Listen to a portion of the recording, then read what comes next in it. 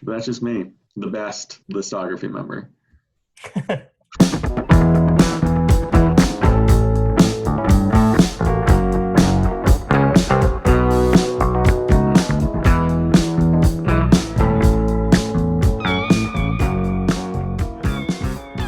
Welcome back to Listography, everybody. Jason, Kramzer, Joe, all back again. Just finished ranking the 11 Pretenders studio albums. Now we're going to give you our picks for our 10 favorite songs by Pretenders. Who wants to kick us off? I can start us off just because I'm the least of the Pretender fans here, and I don't want to ruin anything for anybody.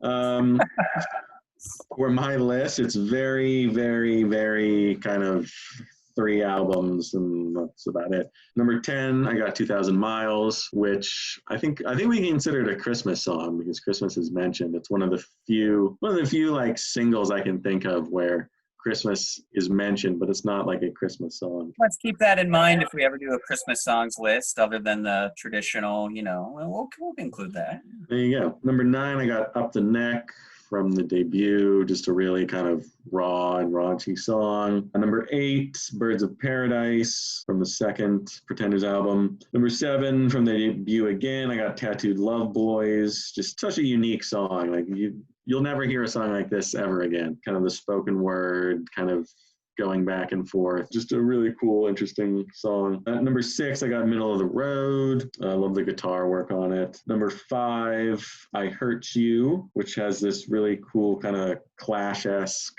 kind of bass sound, cool guitar fuzz. Number 4, I Go to Sleep, the cover of the Kinks song. Really nailed the emotion of that one. Number 3, from the debut, Brass in Pocket. I think it's just a perfect song, perfect pop song. I love kind of the background or the backup vocals, which they don't do that much. I wish they kind of did a little bit more like Brass in Pocket because it's such a strong song. Number 2, Back on the Chain Gang. Another one with like the backup vocals kind of prominent throughout, just a really kind of tuneful, great melody. And number 1 from an album I don't really like, Don't Get Me Wrong, from Get Close. Just, I love the vocal performance. I think it's probably her best work. It kind of sounds out of place in that album because it's so much better than everything else around it. But it's just a really, really great pop song. Chrissie Hynde can really write them.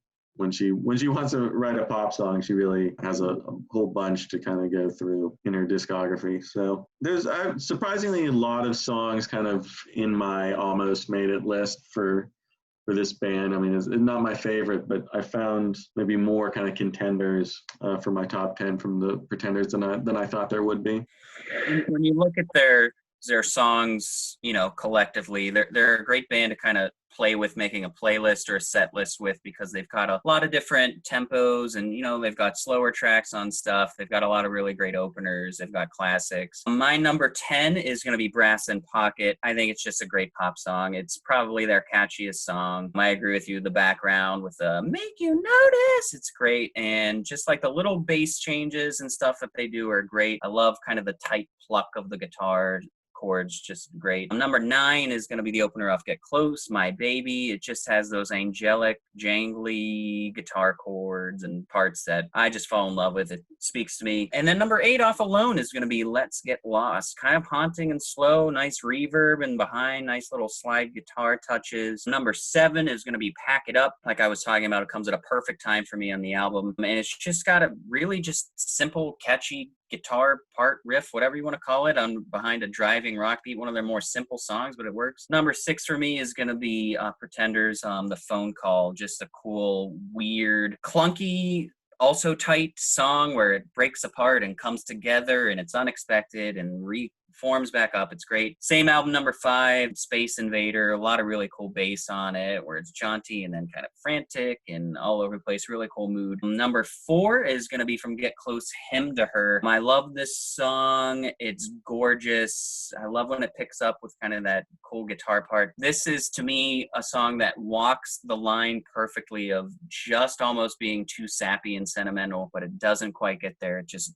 does it perfectly. It stops right when it needs to. Number 3 for me is going to be My City Was Gone. Don't care about Rush Limbaugh. Didn't even know that about Rush Limbaugh, but I love that song. I love the lyrics, and then just the way the guitar comes in is so cool. And then number 2, I've got I'll Stand By You, kind of in the same vein as Hymn to Her. It's almost too sappy, but it's just one of her best vocal performances. It sounds fantastic. Number 1 for me is a no-brainer. It's got to be Middle of the Road. Like Dire Straits last week, it is one of my favorite guitar performances of all time. The lead part with the arpeggio with woo-woos behind it, and then the solo is just fantastic. Drums are kind of going nuts behind it at parts, and it's just an awesome rock song. So those are my top 10. All right. Before I get into my top 10, I want to give a quick shout to a non-Pretenders song. 1994, Mick Ronson's solo album came out after he died, and he's got guest vocalists on every track.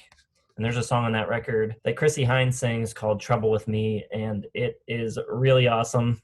Everyone should go seek that track out and listen to it. So I just wanted to say that. Great song, but not a Pretender song, so I couldn't include it. I am a person that generally likes to gravitate towards deep cuts and, album tracks, but in the case of the Pretenders, they are a band that I think always released the best songs as the singles. They knew what their best material was. So this is kind of just like a greatest hits list, basically. Not a very interesting top 10. Number 10 for me, gonna be 2,000 Miles. Kind of thought of as a Christmas song. It's actually the song that Chrissie wrote for James Honeyman Scott after he died. This was her tribute to him. Number 9, Message of Love. At number 8, I've got Mystery Achievement. Just that awesome bass line, constant groove, really, really cool song. And then the chorus just kind of explodes out of that, and it's great. Number 7 for me is going to be Middle of the Road. Everything Cram said about it is accurate. Number 6 for me is going to be Talk of the Town from Pretenders 2. I think it's the best song from that record. That was my number 11. That's the one I had to cut. Yeah, it was heartbreaking. It's a great track. Number 5, first song on the first record, Precious. Just absolutely awesome attitude, and the lyrics are so tough and aggressive and just like kick-ass. Number 4, Stop Your Sobbing, maybe the best cover of all time. They take an already great Kinks song and somehow make it even better, and they don't really change it much, but it totally becomes their own. It's just perfectly executed. Number 3, like you guys said, perfect pop song, Brass in Pocket. For as, aggressive and sort of punky and how much attack there is in the first half of Pretenders 1, for them to have a perfect pop gem like this in the back half is just awesome. Number 2, I've got Back on the Chain Gang. Just love that opening guitar line. As soon as it starts, it just really hooks you in. But my number 1 is going to be Kid, which is just, I think, another perfect pop song. It's got one of my all-time favorite bridges of any song, and the guitar solo is fantastic. Just the perfect example of James Honeyman Scott's playing and, what they missed after he died. It's just laid out right there in that solo. So, yeah, those are my 10. It is, we all had Brass in Pocket, which I didn't expect because, like you said, Jason, you're such a deep cuts guy. That's probably their biggest hit. And it's so cool how that song operates on the album because it's such like a meaty, straight ahead, punky album. It's a breath of fresh air on the album on the back half that you're not even aware that you want or need. But when it happens, you're like, oh, yeah, okay. It's so cool the way it's laid out. And then you get a couple songs after it. But yeah, it's awesome. It almost doesn't belong, but it does at the same time. It's cool. Yeah, it's that. There's a real sort of dichotomy at play on their first album, like these two sides of the band. And they're both great, and they do work together somehow, but unexpectedly so maybe. All right, well, those are our top 10 songs. Leave your top 10 in the comments below if you like, and hit the like button, subscribe, hit the bell to get notifications, and we will see you for side 3 tomorrow.